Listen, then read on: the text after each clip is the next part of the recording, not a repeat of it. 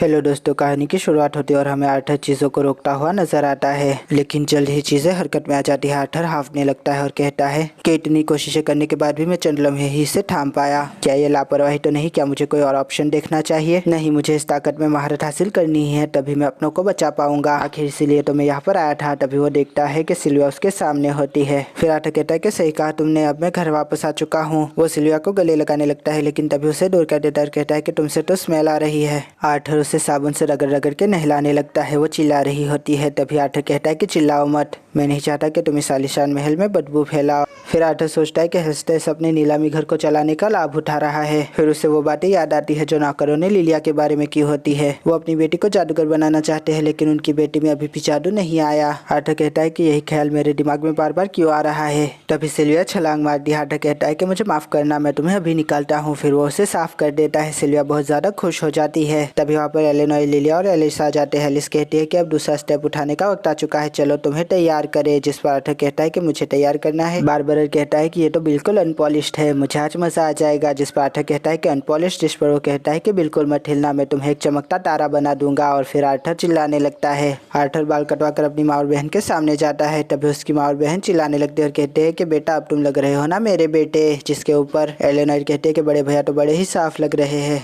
Arthur पूछता है कि ये सब कुछ किस लिए? जिस पर मिसेस हेल्स्टिया बोलती है, एलिस कहती है कि ऑक्शन हाउस की शाहीनता का तुम्हें ध्यान रखना होगा, इसलिए वहां जाने से पहले तुम्हें अपने ऊपर ध्यान देना पड़ेगा। जिसके ऊपर आर्थर सोचता है कि क्या मेरा हेयर स्टाइल इतना बुरा था। मिसेस हेस्टे कहते हैं कि आज हम साइरस शहर को अच्छे से घूमेंगे। तभी एलेनोर पोस्ट मारती हुई कहती है कि बड़े भैया अगर आपकी इजाजत हो तो। जिस पर आर्थर कहता है कि क्यों नहीं, मेरी छोटी बहन, और उसका हाथ पकड़ लेता है।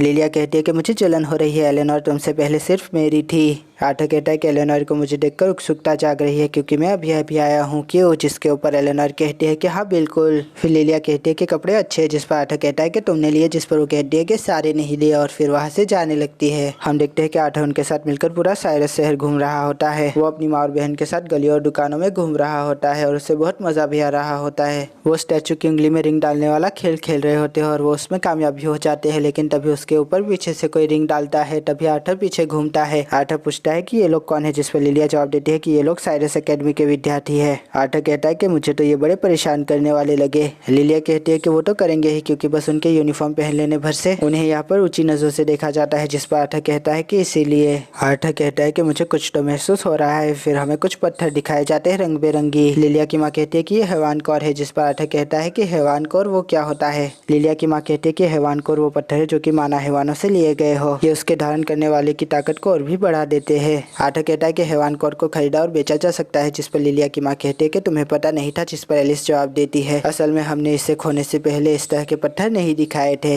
आर्थर सोचता है कि एल्फ्स के साथ ऐसा कुछ नहीं था। लिलिया की मम्मी कहती है कि कौर जितना ताकतवर होगा उसको धारण करने वाला उतना ही शक्तिशाली बनेगा, और अगर आप जानवर की इच्छा के साथ आते हैं तो इसकी कीमत 100 स्वर्ण मुद्राएं है। आर्थर कहता है कि 100 स्वर्ण मुद्राएं। जिस पर एलिस कहती है कि इतना पैसा तो वापस जाके 250 साल तक जीने के लिए काफी रहेगा। आर्थर इस बात पर चौंक के कहता है कि 250 साल तक। जिस पर लिलिया की मम्मी कहती है कि कुछ पत्थर अगले ऑक्शन में बेचे जाएंगे, मैं इसका इंतजाम खुद संभालूंगी ताकि तुम कुछ पत्थरों को चेक कर सको। आर्थर कहता है कि बिल्कुल। फिर वो सोचता है कि जो हैवान मेरे पास है मैं उससे मुतमईन हूँ। लिलिया दबे अल्फाजों में कहती है कि मम्मी मेरे पास एक आइडिया है। जिसके ऊपर उसकी मम्मी उसे कहती है कि हरगिज नहीं लिलिया, हैवान पत्थरों से तुम अपने माना कोर को नहीं जगा सकती, हम इसके बारे में पहले ही बात कर चुके हैं। जिस पर लिलिया कहती है कि सही कहा आपने। लिलिया की मम्मी कहती है कि बच्चों के लिए इतनी महंगी चीज लेना कोई समझदारी की बात नहीं है। तभी लिलिया कहती है कि हथियारी पत्थर बड़े ही सस्ते दामों में मिल जाते हैं। तभी उसकी मम्मी कहती है कि हरगिज नहीं, हम इसके बारे में बात कर चुके हैं, अब हमें चलना चाहिए। खाने की टेबल पर लिलिया मायूस नजर आ रही होती है। आर्थर उसे देख रहा होता है, सोच रहा होता है कि ऐसा तो बिल्कुल नहीं लगता कि उसकी माँ उसे किसी भी तरह से फोर्स कर रही है ये सब कुछ करने के लिए। तो क्या इसके पापा इसके ऊपर दबाव बना रहे हैं, क्या पता। फिर आर्थर कहता है कि मेरी बात सुना, लेकिन लिलिया वहाँ नहीं होती। फिर वो देखता है कि लिलिया कहीं जा रही होती है और वो उसका पीछा करने लगता है। हम देखते हैं कि लिलिया हथियारों की दुकान में आ जाती है। वो पत्थरों को गौर से देखने लगती है और कहती है कि इनमें से एक तो मैं खरीद ही सकती हूँ। जिसके ऊपर आर्थर कहता है कि क्या तुम सच में ये खरीदना चाहते हो? जिस पर लिलिया उसे कहती है कि तुम यहाँ क्या कर रहे हो आर्थर, हैवान कौर से तुम्हारा जादू नहीं जगाया जा सकता, मुझे लगता है कि तुम्हारी माँ ने तुम्हें समझाया था। तभी लिलिया गुस्सा हो जाती है और कहती है कि तुम्हें कैसे पता, अभी हमने कुछ भी भी जांचा नहीं है ठीक से। फिर वो पत्थर की तरफ हाथ बढ़ाती है लेकिन आर्थर उसका हाथ पकड़ लेता है और कहता है कि एक बार सोचो, अगर ये काम नहीं किया तो तुम क्या करोगी। जिसके ऊपर लिलिया कहती है कि मैं बहुत सारी चीजें आजमा चुकी हूँ पहले से ही और कुछ भी काम नहीं आया, एक और नाकामयाबी से मुझे कुछ भी नहीं होने वाला। तभी आर्थर कहता है कि लिलिया, तभी लिलिया कहती है कि तुम्हें क्या, तुम तो बहुत ही स्पेशल हो ना, तुम कैसे समझोगे भला, मेरे माँ बाप तो मुझे हैवान कोर को छूने भी नहीं देते। आर्थर सोचता है कि अब समझा के मसला कहाँ है। फिर वो लिलिया का हाथ पकड़ लेता है और कहता है कि लिलिया चलो मेरे साथ हम बात करते हैं। तभी लिलिया उसका हाथ झटकते हुए कहती है कि दूर रहो मुझसे। तभी लिलिया साइरस एकेडमी के विद्यार्थियों से टकराती है। वो कहते हैं कि मुझे माफ कर दीजिए। तभी वो कहता है आखिर तुम हो कौन, तुम जैसे बेवकूफों की माफी हम कबूल कर लेंगे भला,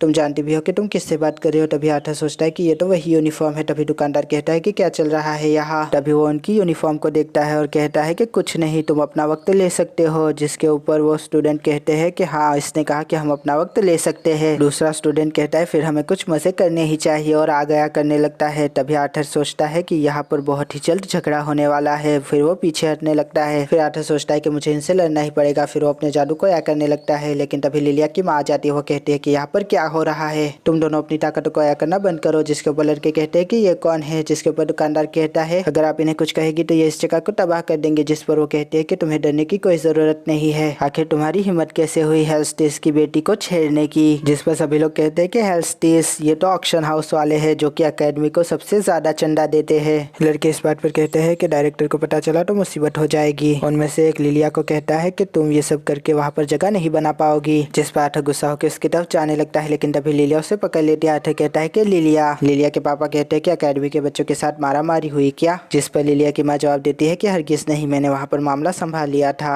मुझे बड़ी चिंता हो रही थी। तभी एलिस कह रही है कि हाँ, उन बच्चों की चिंता हो रही थी, पता नहीं उनका फिर क्या होता। लिलिया फिर सामने आ जाती है और कहते हैं कि पापा मुझे माफ कर देना। तभी उसके पापा जवाब देते हैं कि बेटा इसमें कोई घबराने की बात नहीं, ये सब कुछ तो होता रहता है और ये सारी चीजें तो चलती रहेगी। फिर वो आर्थर से कहते हैं कि क्या तुम इसी वजह से वहाँ पर नहीं जाना चाहते। आर्थर भरोसा करो, इससे बच्चे ज्यादा नहीं है, तुम्हें वहाँ पर जाना चाहिए। तभी आर्थर कहता है कि अभी मैंने सोचा नहीं है। जिस पर वो कहते हैं कि कोई बात नहीं, अपना वक्त ले लो, वैसे भी ऐसी छोटी मोटी चीजों से आपकी जगह आपसे कोई नहीं छीन सकता। लिलिया कहते हैं कि इसका मतलब आप आर्थर को मेरी जगह पे एकेडमी भेजेंगे। उसके पापा जवाब देते हैं कि ऐसी कोई बात नहीं है। तभी लिलिया कहते हैं कि आप उसे भेजना चाहते हैं क्योंकि मेरा जादू अभी तक आया नहीं हुआ है, इसलिए आप उसको मेरी जगह पे एकेडमी भेजना चाहते हैं, यही बात है ना। लिलिया की मम्मी कहते हैं कि बेटा ऐसी कोई बात नहीं है। तभी लिलिया चिल्लाती है कि पापा मैं आपसे नफरत करती हूँ और आर्थर तुमसे भी नफरत करती हूँ। आर्थर लिलिया के दरवाजे पर दस्तक देता है और कहता है कि लिलिया खाने का वक्त हो चुका है, तुम्हारे माँ बाप तुम्हारी चिंता कर रहे हैं। तभी वो देखता है कि वहाँ पर एक सर्वेंट होता है, वो उसको देखकर थोड़ा झुक जाता है। तभी आर्थर उसे देखने लगता है। हमें लिलिया का बचपन दिखाया जाता है। वो कहती है एकेडमी।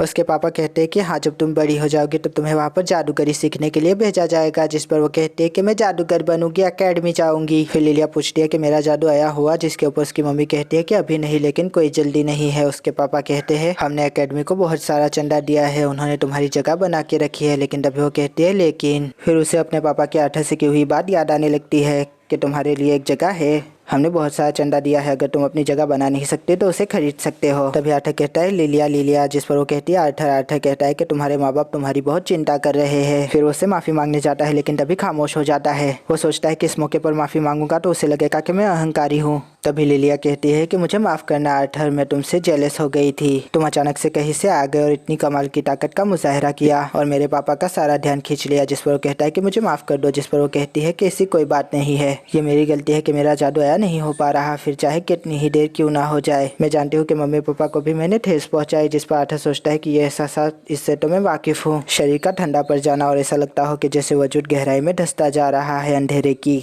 मैं जानता हूँ कि मुझे यहाँ क्या करना है। फिर वो लिलिया का चेहरा पकड़ के अपनी तरफ घुमा लेता है। वो कहती है कि आर्थर। जिस पर आर्थर कहता है कि मेरी बात सुनो, तुम एक वक्त था जब मुझ पे भी कड़ा वक्त आया था तुम्हारी तरह, लेकिन मुझे एक लड़की का साथ मिला, वो मुझे हमेशा ही चीयर अप किया करती थी और मैं वही तुम्हारे साथ करूंगा। फिर वो चमकने वाले फूलों को या करने लगता है। तभी वो कहती है ये तो खूबसूरत है। तभी वो कहता है कि ये मुझे उस लड़की ने दिए थे। लिलिया, तुम्हारे माता पिता जानते हैं कि तुम कितनी मेहनत कर रही हो और जहाँ तक उनकी मुझसे जुड़ी आशाओं का सवाल है तो वो बस एलेनोर की तरह बहुत ज्यादा उत्सुक है। वो चाहते हैं कि मैं भी अपनी जिंदगी में आगे बढ़ जाओ, क्योंकि मैं अचानक से उनके सामने नमूदार हो चुका हूँ। लिलिया इस बात पे हंसने लगती है। वो कहती है कि पापा चाहते हैं कि मैं जादूगर बनूं क्योंकि वो मुझे खुश देखना चाहते हैं और इसीलिए वो अकेडमी को चंदा देते हैं, लेकिन मैंने अपने आप पे कुछ ज़्यादा ही प्रेशर ले लिया इन सब बातों का। आर्थ कहता है कि ठीक है। फिर वो सोचता है कि नहीं, ये खुद से इतना ज़्यादा प्रेशर नहीं ले सकती, ज़रूर इसके दिमाग में किसने ये बात डाली है। जब ये घूमने जाती होगी तब इसका उन स्टूडेंट से सामना होता होगा और इसीलिए ये ऐसी हो गई है। फिर वो लिलिया से कहता है ठीक है, फिर लिलिया अगर तुम जादू सीखना चाहती हो तो यही सही। हमें लिलिया के पापा दिखाए जाते हुए कहते हैं कि लिलिया घर छोड़ के चली गई है, लेकिन कहा, जिसके ऊपर